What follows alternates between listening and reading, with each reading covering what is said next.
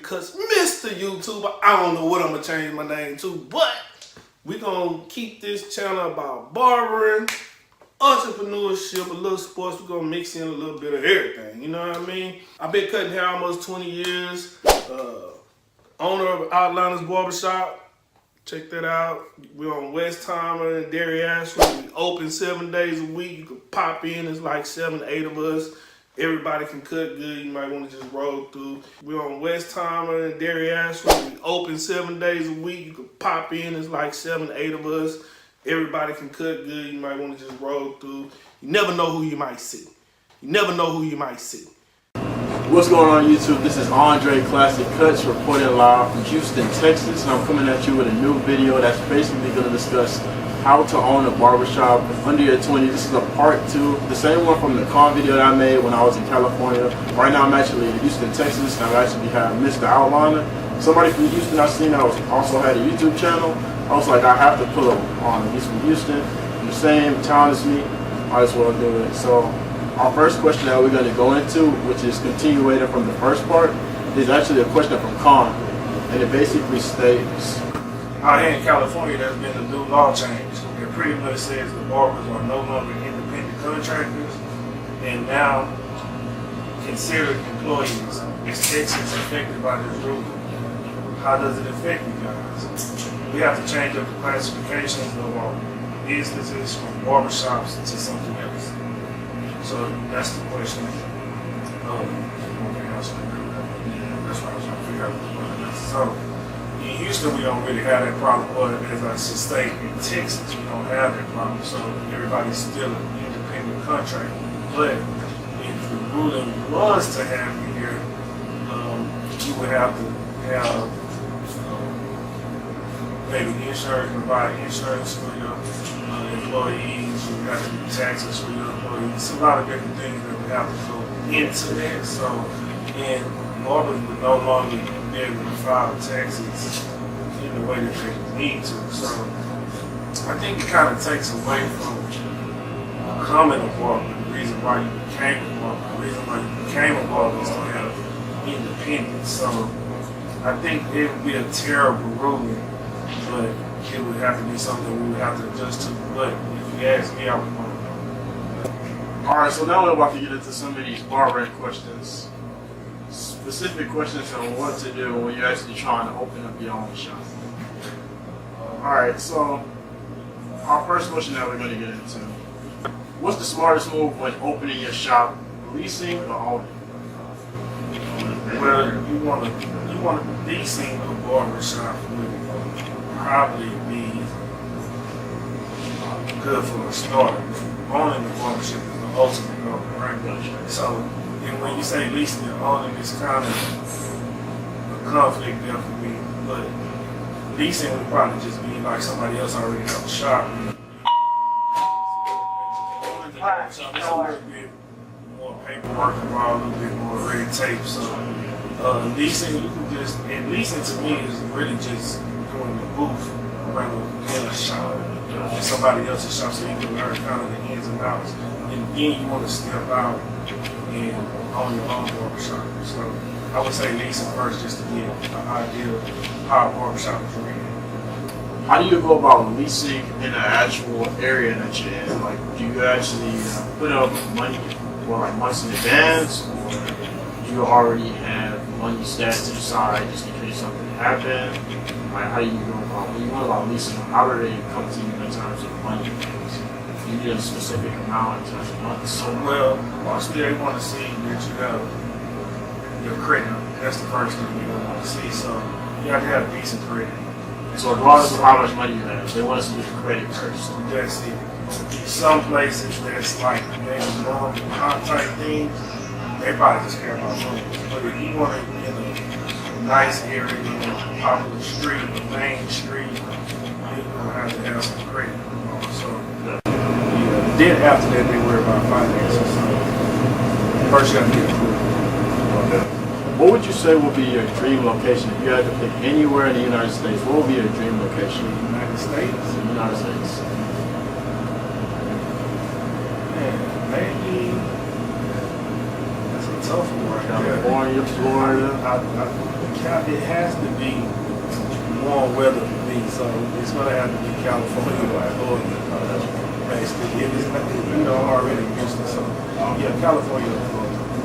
What's a few things that you feel like most barber owners sleep on in terms of like purchasing, like certain things that you'll go buy or you see people buy, like for example, actual barber chairs, where you'll probably say like you spent that much money on a chair where you can go here and actually get it way cheaper, or maybe like actual clippers, or what's something you realize once you actually own the shop where you was like, man, I got a really good deal, I got a really good lift on this specific purchase.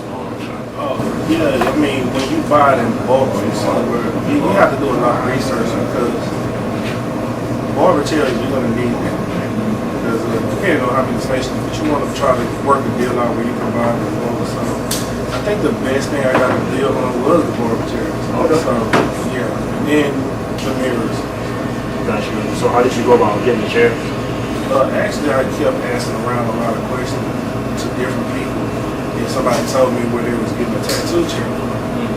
And just so happened the guy had barber equipment also. So that's how I found him. It was like a little warehouse. And he put the chairs together himself. So it wasn't a big brand company. So you probably just want to look around a lot. Look in the, out here we have creativeness. Stuff like that, green shit. Just want to kind of look around. Maybe buy from a person that already had a shop and is willing to sell equipment. What would you consider to be too much for a chair? Well, depending on the chair, but starting off, if you start anywhere between 400 and 500, Pushing it? Yeah. No, 500 is like it's reasonable. It's at the top. Gotcha. What's some trials and tribulations that you ended up noticing when actually owning the shop, or just like something that was unexpected when you owned the shop? The hardest thing for me, my first year and a half, 2 years, is adjusting to being a home. I was a barber for about 15 years, working in a shop before I got mine. I always feel like, I'm just one barber. You treat it like, y'all cool, whatever, like that. It's true, but you have to be in a different, put yourself in a different position. From them, you can't do everything that you used to have prior to it. So, how you approach the barber, what you say to them, how you treat them, that's a big adjustment. Separating yourself from the barber to the business. What variables of personality traits do you consider when you're actually looking for a barber besides the fact of talent, of course? What's some traits that you'll look at interviewing or actually get one-on-one time with somebody when they come to your shop? What's some stuff that make you immediately say, this guy will be a good candidate? For one, I know some of the barbers out here, so I take into consideration the barber school he might have attended, what responsibilities he has. Does he have responsibilities? If he does, then he's probably going to take work serious. His work ethic, it's not so much about the talent part that they can cut him out. That you can learn, right? But the drive that you have is a major thing. So are you consistently you post on social media, things like that. So I look for work ethic because that's what I do on. So that matters to me the most, is the main thing. So it's not so much about talent, it's just work ethic. So if you're willing to work at it, you'll become good anyway. So I don't really just fault a person for talent, but so just work ethic. About how long would you say it took you to see a return in profit out there actually paying everything in the shop? Total profit. First dollar profit.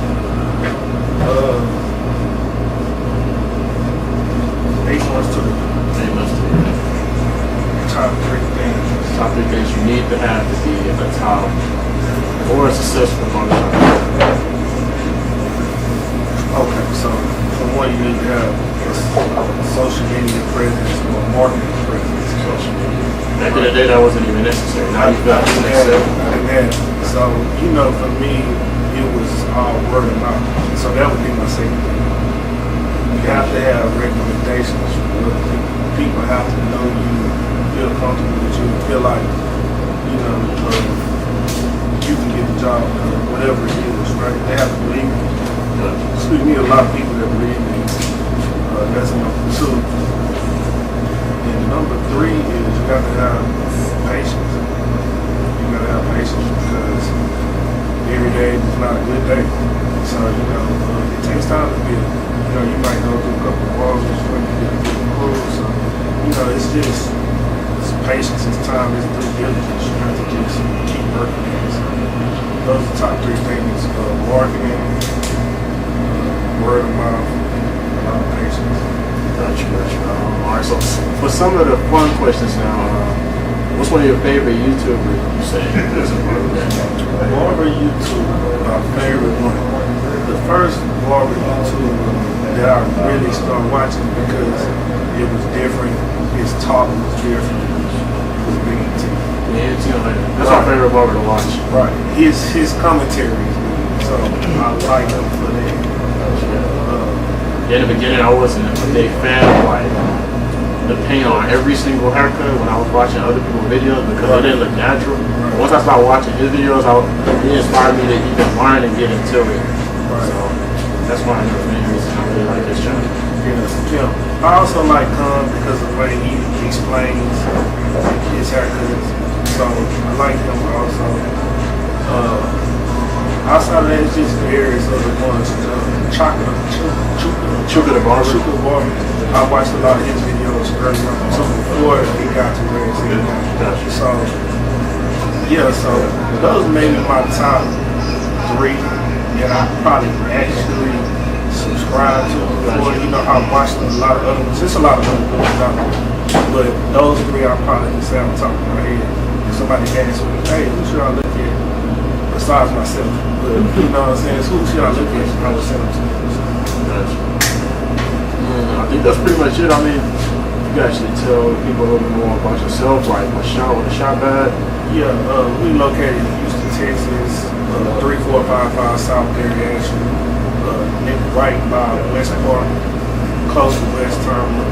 Come by, we open 7 days a week. We got 8 barbers here, 8 great barbers here. So come in, get a haircut, chop it up. You never know who you might run into. You know, so that's it. Just come by, come see. You can go to the Instagram. We have Houston Outliners for the Instagram. We got Mr.Outliner as the Instagram. So just look us up. And YouTube Mr.Outliner too. YouTube is Mr.Outliner too. So it all run together. So when you type in Outliner, a lot of things might pop up. So go with that. So thank y'all for watching. If y'all have any questions, leave them in the comments. I'll go on the page and answer them for you.